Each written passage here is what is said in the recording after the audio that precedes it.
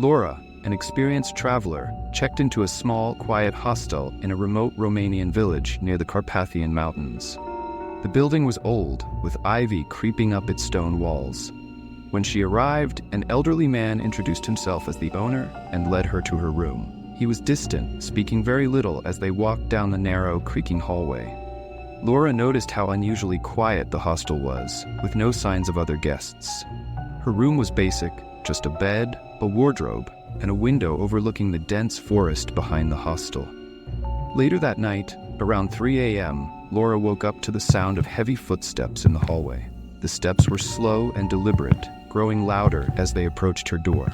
Her heart raced as she lay frozen in bed, listening. The footsteps stopped right outside her door, but no one knocked. The eerie silence felt almost worse. Has that ever happened to you? Something so quiet it made you feel even more uneasy? After a few moments, the footsteps slowly faded, moving down the hall. Laura was too frightened to check the hallway and stayed awake until morning, her mind racing with fear. The next day, as she checked out, she casually mentioned the footsteps to the receptionist. The young woman looked puzzled and told her that she was the only guest in the hostel that night. Alex and his friends had been backpacking through Southeast Asia for weeks when they arrived at a budget hostel in Bangkok. The hostel was typical: small rooms, shared bathrooms, and basic amenities. After a long day exploring the vibrant streets of the city, Alex and his friends were exhausted. They quickly checked into a 4-bed dorm room and went to sleep. Sometime around 3 a.m., Alex was abruptly woken by a soft knock at the door. At first, he thought it was one of his friends returning late or a hostel staff member. The knock was soft but persistent, almost polite. He lay there for a moment, waiting for someone else to respond, but the room was silent. His friends were still fast asleep. Curious, Alex got out of bed and opened the door to check the hallway. The dimly lit corridor was completely empty. There was no sign of anyone nearby, no movement or sound. Confused but not overly concerned, he closed the door and returned to bed. Have you ever experienced something strange in the middle of the night that made you wonder if it was real or just your imagination? Just as Alex was drifting back to sleep, the knocking came again, this time louder and more urgent. Knock, knock, knock. His heart began to race as he sat up, listening closely. The knocks were fast, almost desperate.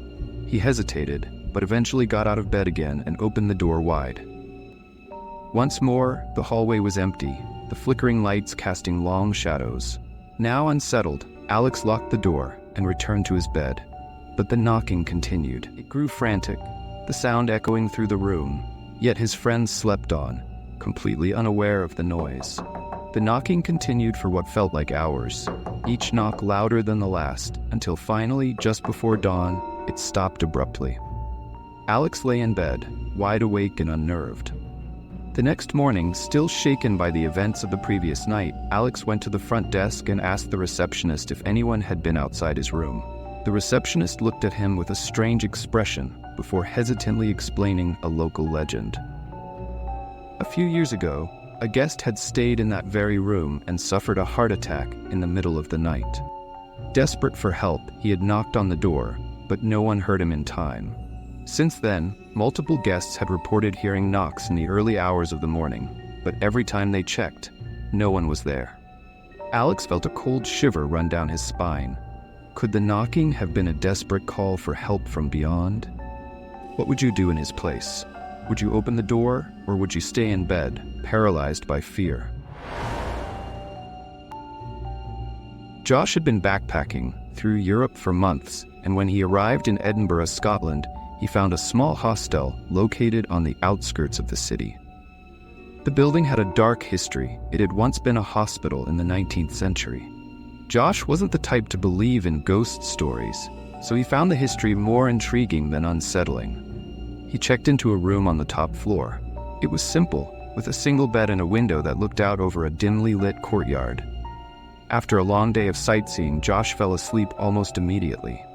But sometime in the middle of the night, he woke up with an eerie feeling, as though something or someone was watching him. He lay still for a moment, listening. The room was silent, but the sensation of being watched wouldn't go away. Slowly, he turned his head toward the window. What he saw made his blood run cold. Standing outside the window, silhouetted by the faint moonlight, was a shadowy figure. It was perfectly still, its form indistinct, but it was unmistakably there, watching him. How would you react if you woke up and saw someone standing outside your window, even though you were on the top floor? Josh blinked, hoping it was just a trick of his eyes, but the figure didn't disappear. His heart raced as he tried to make sense of what he was seeing. He knew it was impossible for someone to be standing outside his window. There was no balcony, no ledge. The figure remained motionless, watching him. Suddenly, the figure was gone. Josh sat up in bed, his pulse pounding in his ears. He convinced himself it was just his imagination or a shadow cast by something outside. Still shaken, he eventually fell back asleep. The next night, however, the strange feeling returned. Once again, Josh woke in the middle of the night, feeling as though he wasn't alone. This time, the figure wasn't outside the window. It was inside the room. Standing at the foot of his bed was the same shadowy form, silent and unmoving. Josh was paralyzed with fear. He tried to scream, but no sound came out. After what felt like an eternity, he scrambled to turn on the bedside lamp.